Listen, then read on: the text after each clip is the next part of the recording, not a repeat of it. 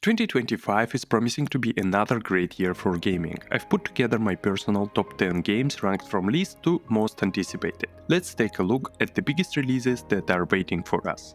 On 10th place, we have a new game in good old Gears of War series. It's 6th chapter in the main series, and this time it's a prequel. The game is set 14 years before the very first Gears of War, meaning we get to play as Marcus and Dom again and learn more about the Locust Invasion's original story. I'm happy that they are getting back to the roots and making a fully linear shooter, cutting down on the open world experimentations, which to me seemed unnecessary in the last games. I'm looking forward to another amazing third-person shooter experience played in a local couch co-op. The game is releasing on Xbox and PC with a Game Pass Day 1 release somewhere in the end of 2025. Next is the sequel to the indie hit Slay the Spire. The first game was a roguelike deck building game that was my go-to for short gaming sessions. This game can be deep and complex, but also doesn't overwhelm you if you just want to have fun. The roguelike mechanic adds an amazing replayability and you can try a lot of different strategies. From what has been confirmed so far, the studio will follow the same principles and just add more great content. Characters, enemies, mechanics, levels, etc. Which is precisely what we need. For now, the game is set to release on PC only in early access in 2025, but I'm sure the consoles and even mobile will follow quickly. 33 Immortal seems like an interesting game, but most importantly, I'm putting my trust into developers Thunder Lotus Games because of how great Spiritfarer was. I'm glad they decided to do another experiment instead of another Spiritfarer game. The game promises a large cooperative roguelike with 33 players simultaneously competing 25-minute randomly generated raids. Nowadays, I'm a rare guest at online games, but this one I'm definitely playing, and the concept seems original enough. A lot will be depending on the implementation, of course, but it should be a perfect game for short sessions. The game is coming somewhere in 2025 on PC and Xbox Series X, including a Game Pass Day 1 release. Number 7 is Avowed, but I have mixed feelings about this game. On one hand, I'm excited for a good old Obsidian RPG, on the other hand, I'm not 100% sure I like what I saw in gameplay videos. I hope it's not an attempt to cater to all kinds of players by making a simplified action RPG. I'm personally looking forward to good story, dialogues, world, and hopefully deep RPG mechanics. Especially since the game is set in the same world as an amazing Pillars of Eternity RPGs. Luckily, we don't need to wait long, the game is releasing on February 18, 2025 on PC and Xbox Series X with a Game Pass Day 1 release. I will definitely be sharing my review of the game, so don't forget to hit the subscribe button.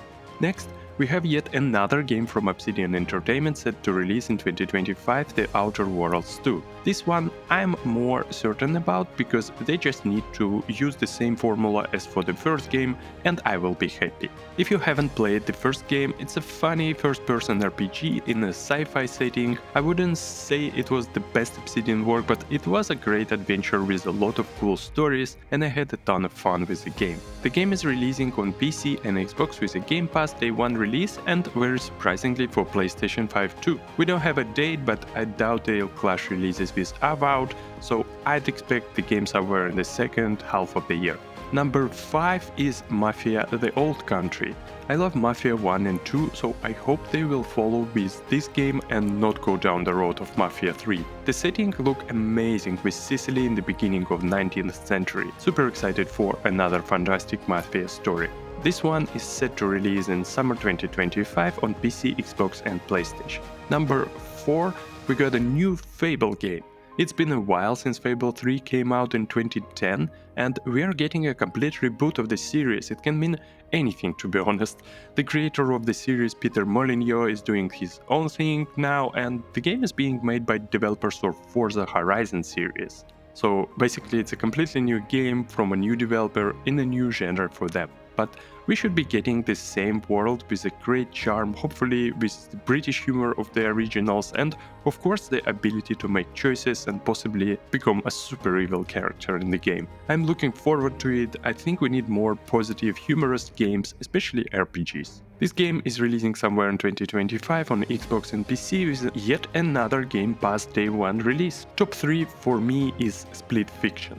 This is a new co-op game from the creators of It Takes Two. It might be higher on my list than for most people, but if the game manages to provide the same level of co-op magic as It Takes Two, I am all for it. It Takes Two was a surprise and eventually became one of my favorite games in 2021. It had everything I love about games, a great and joyful story, interesting and non-repetitive gameplay, and just pure fun of co-op that we don't get as much these days. And of course, amazing collaboration. Split Fiction can easily bring it all together again. Plus, a sci-fi and fantasy setting mixed together sounds like a dream to me. I hope my credit isn't overstated and we'll see another great experience from Hazelnut Studio. The game is releasing on March 6, 2025 on Xbox, PlayStation and PC.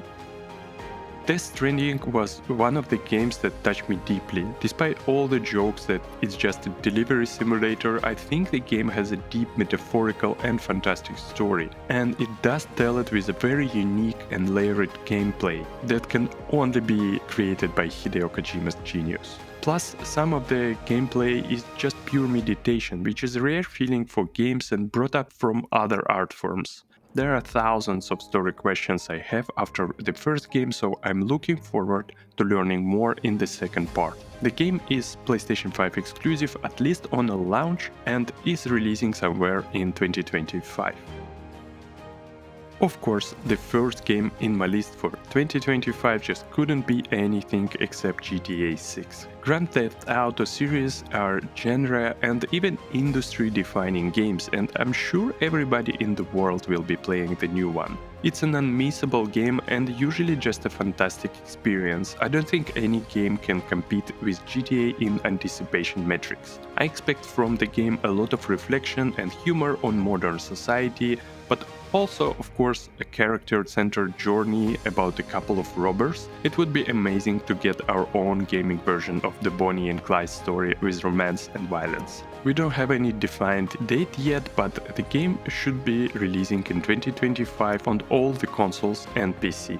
That's it from my main list. There are many more great releases coming in 2025, but for one way or another, I'm not considering them the most anticipated by me personally, though I'm planning to play some of them. The other biggest titles expected to launch in 2025 are Ghost of Yotei, a new Like a Dragon game, a new Monster Hunter, Civilization 7, Assassin's Creed Shadow, Inzoi, and Borderlands 4. Please share in the comments your most anticipated game of 2025 and I'll make sure to give your comment a heart. That's it from me today. This is my last video of the year, so I wanted to wish everyone a wonderful holiday season with family, friends, and of course gaming. I will be back in 2025 with more videos about games and tech. Keep playing, take care, and I'll see you next year.